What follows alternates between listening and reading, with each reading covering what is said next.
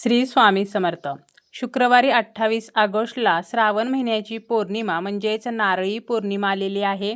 या दिवशी एका झाडाला फक्त स्पर्श करायचा आहे, ज्यामुळे आपल्या इच्छा पूर्ण होतील. पौर्णिमा तिथी ही माता लक्ष्मीला समर्पित असते. या दिवशी आपण काही झाडांना स्पर्श केला तर माता लक्ष्मीची कृपा आपल्याला प्राप्त होत असते. आजच्या या व्हिडिओमध्ये अशी आपण 5 ते 6 झाडे पाहणार आहोत. यापैकी कोणत्याही एका झाडाला आपण स्पर्श करू शकतो, ज्यामुळे आपली कोणतीही आणि कितीही कठीण इच्छा असेल तर ती पूर्ण होईल.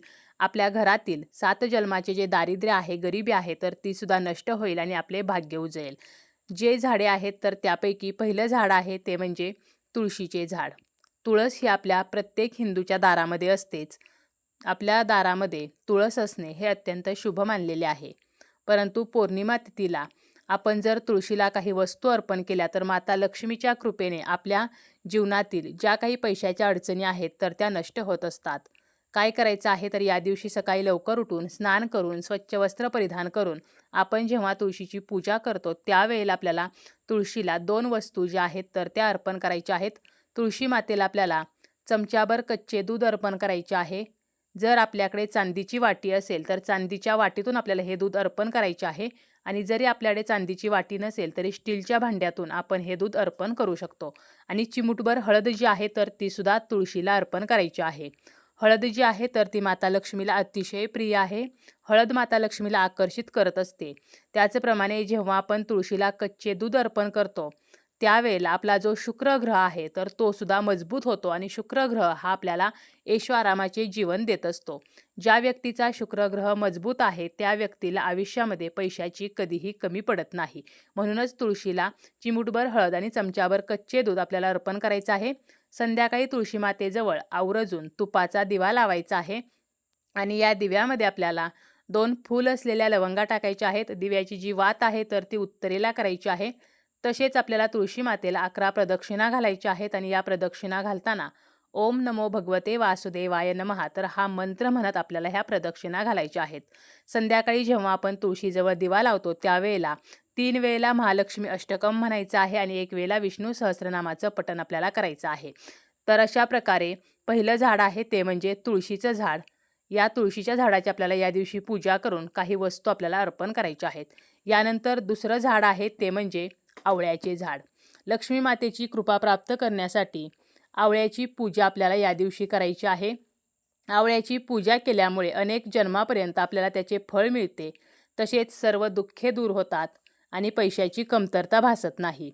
आवळ्याच्या झाडाची पूजा करताना सुद्धा आपल्याला आवळ्याच्या झाडाला सर्वप्रथम जल अर्पण करायचं आहे. त्यानंतर आपल्याला थोडेसे कच्चे दूध अर्पण करायचे आहे आणि आवळ्याच्या झाडाची पूजा करताना पूर्व दिशेला तोंड करून आपल्याला ही पूजा करायची आहे. तसेच आपल्याला ओम धात्रे नमः तर हा मंत्र जो आहे तर तो सुद्धा 108 वेळेला आवळ्याच्या झाडाखाली म्हणायचा आहे. यामुळे विष्णूंचा आपल्याला विशेष आशीर्वाद प्राप्त होत असतो. तसेच आवळ्याच्या झाडाला आपल्याला पिवळी फुले अर्पण करायची आहेत, पिवळी मिठाई अर्पण करायची आहे आणि आपल्याला या झाडाची कापुराने आणि तुपाच्या दिव्याने आरती करायची आहे. त्यानंतर या आवळ्याच्या झाडाला 11 प्रदक्षिणा आपल्याला घालायच्या आहेत. शक्य असेल तर आवळ्याच्या झाडाखाली गरीब गरजूंना आपल्याला अन्नदान करायचं आहे. आपण स्वतःसुद्धा आवळ्याच्या झाडाखाली या दिवशी भोजन करू शकतो. यामुळे माता लक्ष्मीचा विशेष आशीर्वाद प्राप्त होत असतो आणि आपल्या कुटुंबातील सदस्यांची प्रगती होते. आवळ्याचे जे झाड आहे तर या झाडाखाली जर आपण गरीब गरजू व्यक्तींना उबदार कपडे दान केले तर धनधान्याची कधीही आपल्याला कमी राहत नाही. तर अशा प्रकारे दुसरे झाड आहे ते म्हणजे आवळ्याचे झाड. यानंतरचे झाड आहे ते म्हणजे शमी वृक्ष.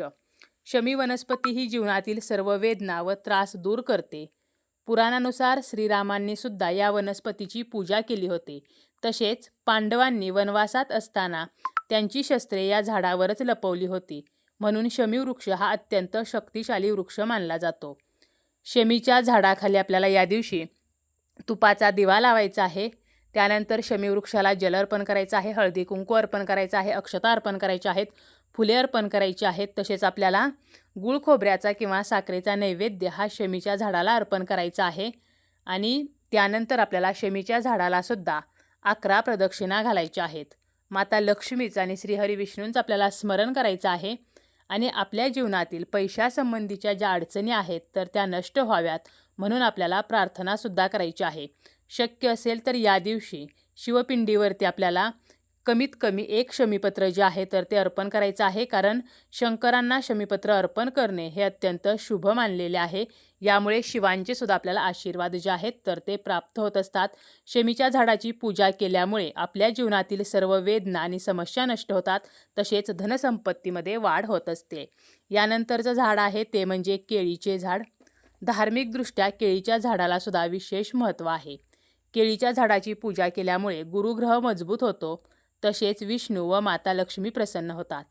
एक तांब्याभर आपल्याला जल घ्यायचं आहे, त्यामध्ये आपल्याला थोडीशी हळद टाकायची आहे आणि हे जे पाणी आहे तर ते केळीच्या झाडाला अर्पण करायचं आहे. हळदी कुंकू अर्पण करायचं आहे, अक्षता अर्पण करायच्या आहेत आणि फुले आपल्याला अर्पण करायची आहेत. यानंतर केळीच्या झाडाला आपल्याला पिवळ्या रंगाचा नैवेद्य अर्पण करायचा आहे. पिवळ्या रंगाची मिठाई असेल किंवा आपण एखादा गोडाचा पदार्थ जो आहे तर तो पिवळ्या रंगाचा बनवू शकतो, तो अर्पण करू शकतो. आणि 7 प्रदक्षिणा आपल्याला या केळीच्या झाडाला घालायच्या आहेत. माता लक्ष्मीचं आपल्याला स्मरण करायचं आहे आणि माता लक्ष्मीचा जो मंत्र येतो तो मंत्र आपल्याला 108 वेळेला म्हणायचा आहे. तसेच 1 वेळेला विष्णू सहस्त्रनामाचे पठण आपल्याला करायचे आहे. आपल्याकडे जेव्हा सत्यनारायणाची पूजा असते त्यावेळेला सुद्धा आपण केळीच्या झाडांचा वापर करत असतो. त्यामुळे केळीचं जे झाड आहे तर ते आपल्या हिंदू धर्मामध्ये अत्यंत शुभ झाड मानले जाते. म्हणून केळीच्या झाडाची सुद्धा आपल्याला या दिवशी पूजा करायची आहे. यामुळे माता लक्ष्मीसोबत विष्णूंचे सुद्धा आशीर्वाद आपल्याला प्राप्त होतात आणि आपल्या ज्या काही इच्छा आहेत, मनोकामना आहेत तर त्या लक्ष्मी कृपेने पूर्ण होत असतात. यानंतरचं झाड आहे ते म्हणजे पिंपळाचे झाड, पिंपळ वृक्ष. धार्मिकदृष्ट्या पिंपळाचं झाड जे आहे तर ते सुद्धा अत्यंत महत्त्वाचे मानले जाते. या झाडामध्ये श्रीहरी विष्णू निवास करतात, त्यासोबत माता लक्ष्मीचे वास्तव्यसुद्धा पिंपळाच्या झाडामध्ये आहे. आपले जे पितर आहेत म्हणजे मृत पावलेले जे पूर्वज आहेत तर यांचे निवासस्थान म्हणजे सुद्धा हे पिंपळाचे झाड आहे. परंतु पिंपळाच्या झाडाची जेव्हा आपण पूजा करतो तर ही पूजा आपल्याला संध्याकाळच्या वेळेला करायची आहे. संध्याकाळी 3 सांजेची जी वेळ असते तर या वेळेमध्ये आपल्याला ही पूजा करायची आहे. पिंपळ वृक्षाला आपल्याला या दिवशी जल अर्पण करायचं आहे. यासोबतच पिंपळाच्या झाडाला आपल्याला हळदी कुंकू अर्पण करायचं आहे आणि आवर्जून आपल्याला चिमूटभर काळे तीळ किंवा काळे उडीद हे सुद्धा या पिंपळ वृक्षाला आपल्याला अर्पण करायचे आहेत. यामुळे आपल्याला जर शनीचा त्रास असेल, 7.5चा त्रास असेल तर तो नष्ट होत असतो. तसेच पिंपळाच्या झाडाची पूजा केल्यामुळे आपल्या ज्या काही मनोकामना आहेत तर त्या पूर्ण होतात. आपले दारिद्र्य, गरिबी नष्ट होत असते. आपला पितृदोष कमी व्हावा म्हणून सुद्धा पिंपळाच्या झाडाची पूजा केली जाते. पिंपळ वृक्षाला शुभ आणि पूजनीय मानलेले आहे. तसेच या झाडाला आपल्याला 11 प्रदक्षिणासुद्धा घालायच्या आहेत. असे म्हटले जाते की पिंपळाच्या झाडाला प्रदक्षिणा घातल्याने आपली सर्व प्रकारची पापे जी आहेत तर ती नष्ट होतात. त्यानंतर आपण पिंपळाच्या झाडाखाली या दिवशी आवर्जून मोहरीच्या तेलाचा किंवा तिळाच्या तेलाचा दिवा जो आहे तर तो लावायचा आहे. आणि जेव्हा आपण घरी परत येतो त्यावेळेला पिंपळाच्या खोडाला आपल्याला स्पर्श करायचा आहे. आपली जी समस्या आहे तर ती नष्ट व्हावी म्हणून आपल्याला प्रार्थना करायची आहे. तर अशा प्रकारे आपण या दिवशी पिंपळाच्या झाडाची पूजा करू शकतो. पिंपळाच्या झाडाला आपण या दिवशी काळे तीळ किंवा काळे उडीद जे आहेत तर ते सुद्धा अर्पण करू शकतो. यामुळे आपल्याला शनीचा जर त्रास असेल किंवा काही ग्रहदोष असतील तर ते नष्ट होत असतात.